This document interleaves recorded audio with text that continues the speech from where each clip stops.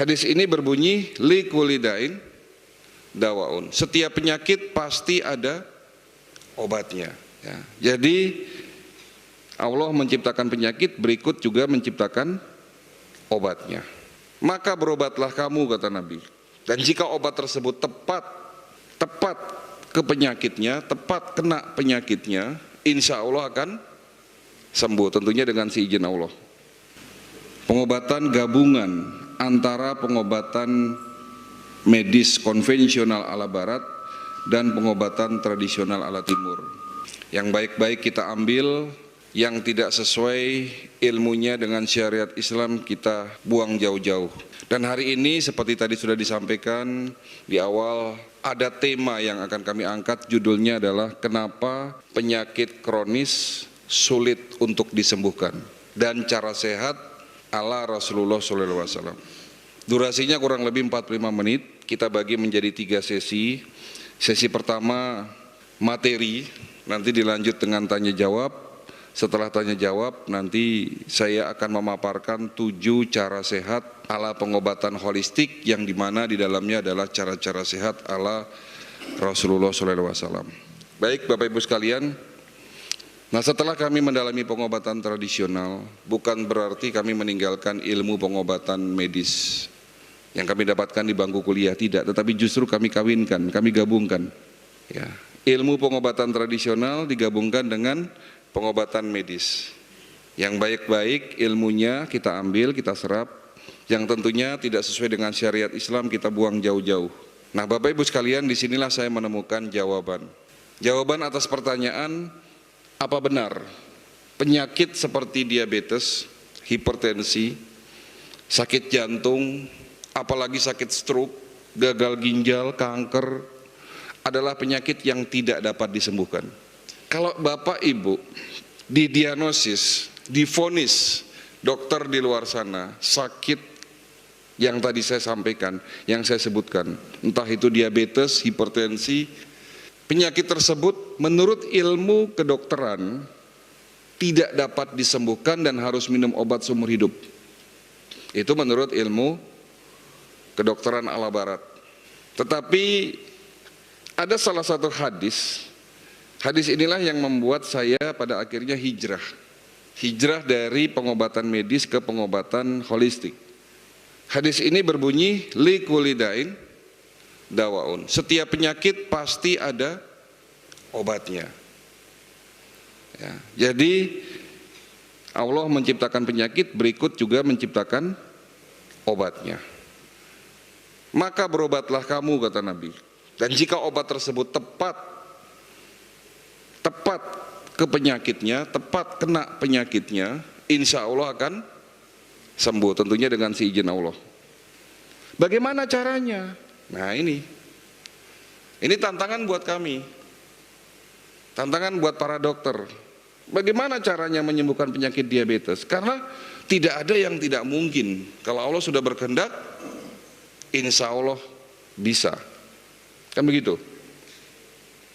Ya. Bagaimana caranya menyembuhkan penyakit diabetes? Sementara ilmu yang saya dapatkan di bangku kuliah mengatakan kalau orang sudah sakit diabetes tidak akan sembuh. Minum obat seumur hidup. Hipertensi, jantung, apalagi stroke. Nah, bagaimana caranya? Ternyata setelah kami mendalami pengobatan tradisional itu kan banyak metodenya. Ada metode tibum nabawi, ada pengobatan dari India namanya Ayurveda India, ada pengobatan dari Cina namanya traditional Chinese medicine. Dan ternyata obat yang dapat menyembuhkan penyakit kita itu ada 3, Pak. Ini kita bicara fisik. Tubuh manusia terdiri dari 3 unsur, body, mind, and soul, fisik, pikiran, dan jiwa. Kita baru bicara fisik nih. Ya. Obat untuk fisik kita, untuk penyakit kita ada 3. Satu adalah obat yang kita minum, baik itu obat kimia maupun herbal. Kedua, obat itu ternyata ada dalam makanan kita. Jadi makanan kita juga obat, Pak. Dan yang ketiga, obat itu, obat yang paling canggih, obat yang paling mujarab, ternyata ada dalam tubuh kita sendiri. Allah menciptakan manusia itu canggih, Pak. Manusia adalah makhluk yang punya kemampuan secara otomatis dapat mengobati dirinya sendiri tanpa kita sadari. Jadi kalau Bapak terinfeksi virus corona misalnya, sebetulnya tanpa berobat pun, ya, tubuh kita bisa membunuh si virus tersebut dalam tubuh kita. Konsep inilah yang disebut sebagai self healing. Ya, jadi self healing inilah yang menjadi dasar metode pengobatan holistik. Yang tentunya pengobatan holistik itu didukung dengan teknologi. Dapat pengakuan secara medis karena apa yang menjadi metodenya itu selalu ada penelitian dan research yang panjang. Ya, jadi gabungan antara medis dan tradisional. Alhamdulillah 15 tahun terakhir ini untuk pasien-pasien yang datang ke klinik berobat dengan metode holistik, alhamdulillah bisa tertangani, sembuh tanpa obat, bahkan komplikasinya ya dapat disembuhkan. Karena orang sakit diabetes, hipertensi, yang bahaya itu adalah komplikasinya. Gitu. Kita memang bukan pionir, bukan yang pertama.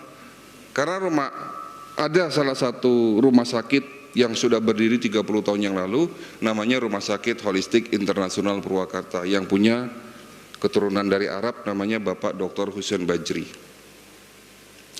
Rumah sakitnya ada di Wanayasa, Purwakarta. Nah, kalau klinik kita ada salah satu di kawasan di daerah Bogor, itu nanti setara dengan rumah sakit. Bahkan insya Allah kami bercita-cita menjadi pusat pengobatan holistik di Indonesia. Saya mohon doa restunya dari Bapak Ibu sekalian. Ini sedang pembangunan, ya memang cukup lama karena banyak yang harus kita bangun. Itu kawasan ya tidak besar, hanya sebesar 1 hektar ya. Nanti di sana ada berbagai macam metode pengobatan holistik, one stop healing ya. Baik Bapak Ibu sekalian, itu adalah singkat sejarah berdirinya pengobatan holistik Indonesia. Hari ini kita sama-sama akan belajar ya, dan harapan saya setelah manasik ini selesai, ilmunya jangan hanya sampai di Bapak Ibu sekalian, tapi siarkan. Ini luar biasa, tadi saya ngobrol ya, ternyata pengurus masjid di sini rata-rata anak muda ya Pak. Ya, apalagi punya channel YouTube, silahkan ya, acara ini nanti dibuat, diedit dan dimasukkan ke dalam, mungkin punya channel di sini ya, channel dari masjid. Sehat. Kalau selama ini kita tahu ada 2 kategori, sehat, sakit, gitu ya. Kalau tidak sehat ya sakit. Tapi ternyata ada kategori ketiga, sehat, sakit, yang paling banyak jumlahnya 70%, tidak sakit. Tidak sakit belum tentu sehat. Orang sakit diabetes belum tentu merasakan sakit. Orang sakit kanker belum tentu merasakan sakit. Orang sakit ginjal, gagal ginjal belum tentu merasakan sakit. Jadi ada kategori ketiga, tidak sakit.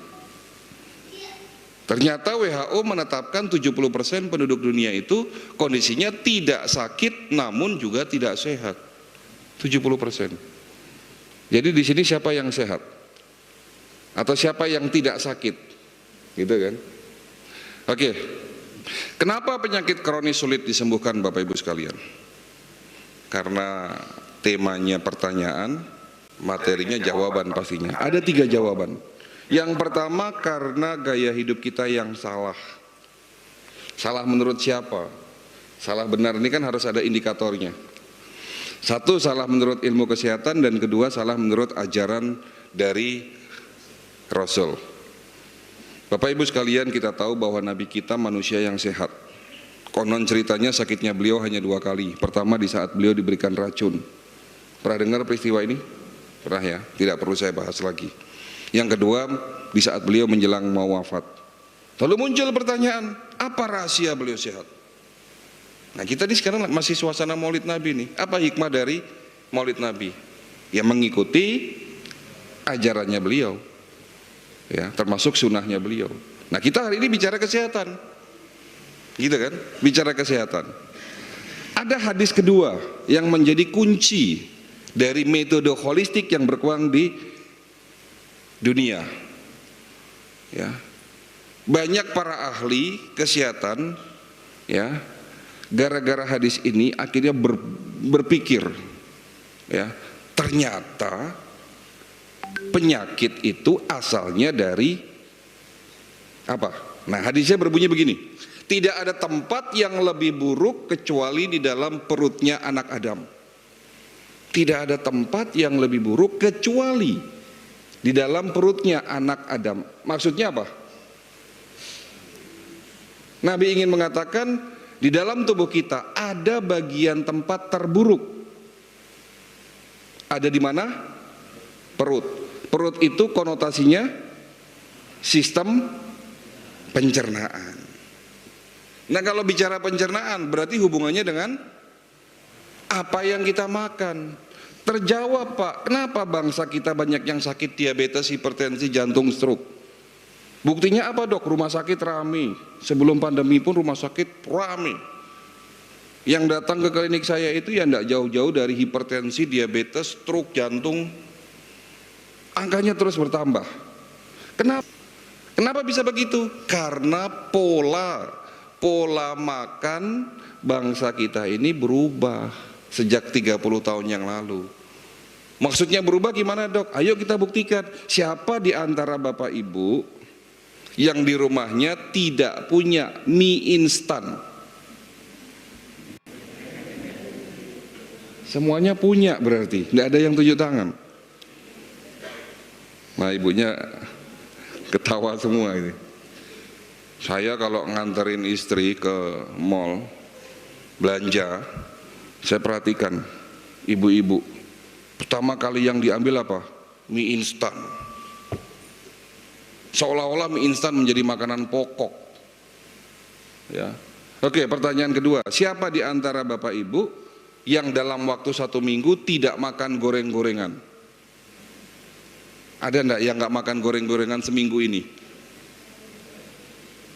Pertanyaan ketiga, siapa di antara Bapak Ibu yang setiap hari makan minimal 3 jenis buah-buahan? Setiap hari makan buah minimal 3 jenis. Ada enggak? Enggak ada. Oke, kita bahas sedikit mengenai anatomi fisiologi tubuh manusia. Tubuh kita terdiri dari 3 unsur: body, mind, and soul. Fisik, pikiran, dan jiwa. Nah, saling berkaitan. Secara fisik yang terlihat, bagian terkecil tubuh namanya, bagian terkecil tubuh makhluk hidup namanya sel. Tolong diingat ya, sel, Pak. Semua bentuk kegiatan metabolisme di dalam tubuh terjadi di dalam sel. Ada kurang lebih 800 triliun sel yang membentuk tubuh. Artinya kalau ingin buat tubuh kita sehat, sel-sel dalam tubuh kita juga harus sehat. Kalau selnya rusak, organnya rusak. Kalau organnya rusak, fungsi organnya menurun. Kalau sudah fungsi menurun, disitulah muncul penyakit. Contoh, kalau sel organ pankreas rusak, kemampuan pankreas menghasilkan hormon insulin menurun, muncul penyakit diabetes. Kan begitu. Jika sel pembuluh darah rusak, terjadinya aterosklerosis atau kakunya pembuluh darah, penyakitnya hipertensi, tekanan darah tinggi. Kalau sel di saraf otak rusak yang didahului dengan sumbatan pembuluh darah, muncul penyakit stroke dan seterusnya. Lalu pertanyaannya, apa penyebab kerusakan sel? Para ahli melakukan penelitian puluhan tahun, ternyata 80% penyebab kerusakan sel akibat radikal bebas. Radikal bebas bukan makhluk hidup, bukan virus, bukan bakteri. Radikal bebas itu bisa kita artikan racun yang merusak sel. Radikal bebas terbentuk akibat proses oksidasi. Dua kata ini tolong diingat. Radikal bebas yang merusak sel, penyebab sakit. Radikal bebas terbentuk akibat proses oksidasi. Oksidasi ini apalagi, Dok? Oksidasi itu contohnya kalau di luar sana besi berkarat. Tubuh kita bisa karatan? Bisa. Kenapa bisa karatan? Karena polusi udara, karena pencemaran lingkungan, karena makan makanan yang tidak bagus. Maksudnya makanan yang tidak bagus, ikan laut yang tadinya sehat, daging yang sehat, tempe sehat, kalau digoreng di atas suhu 140 derajat Celcius, apalagi kualitas minyak gorengnya tidak bagus, makanan tersebut akan teroksidasi. Dan kalau kita makan, oksidasi dalam tubuh kita akan membentuk yang namanya radikal bebas. Oksidasi juga terjadi akibat apa? Stres, Pak. Oksidasi juga terjadi akibat infeksi yang berulang-ulang, infeksi yang lama. Misalnya orang sakit TBC, kena virus corona, itu bahaya dari virus corona. Bukan hanya virusnya yang merusak, tetapi proses jangka panjangnya akibat infeksi tersebut menghasilkan oksidasi dan radikal bebas. Sepakat ya, sudah mulai tahu apa penyebab sakit diabetes, hipertensi, jantung, stroke, gagal ginjal, radikal bebas. Berarti manusia tidak bisa menghindari oksidasi. Nah ini, siapa yang bisa menghindari udara yang tidak bagus? Apalagi bapak-bapak di sini tinggal di Bekasi, daerah Pantura, polusi udaranya tinggi. Siapa di sini yang bisa menghindari stres? Siapa di sini yang bisa memastikan makanannya selalu baik? Siapa di sini yang bisa meninggalkan goreng-gorengan? Nggak ada yang bisa, betul? Karena manusia tidak bisa menghindari oksidasi, oleh karena itu Allah sudah menyiapkan obatnya. Ini obat paling mujarab yang diproduksi di setiap sel tubuh kita, namanya